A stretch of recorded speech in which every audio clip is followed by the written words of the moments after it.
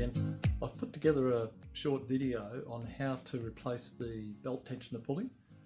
Now you can't buy that separately from Mercedes anymore. You have to buy a complete tensioner, which costs a small fortune, but you can buy an aftermarket version online. You also need to make a special tool to make it easier to take the tension off the belt, so I'm going to show you how to do it. So the first thing to do is to remove the airbox.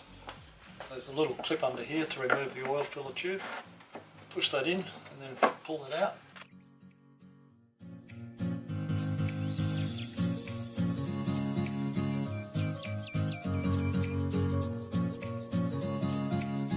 So now we can see the main serpentine belt, and today we're going to change the belt tensioner pulley. The belt tensioner pulley is that one down there.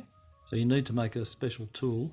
Get an old 17mm socket and weld it to a bar about 440mm long.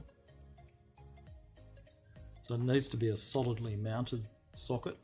If you use a standard breaker bar, there's too much free play and you'll find it very difficult.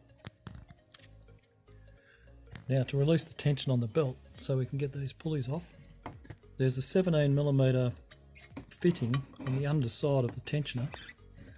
So once you've worked out where the 17mm fitting is, it's not that difficult to get this on. You can sort of do it by feel. There it is there, so I just slipped it on. So once we've got our special tool on there, we basically release the tension by pushing that as far that way as we can. And there's a little locking hole that you can slip a 4 to 5mm pin into it, and then that locks the tensioner open.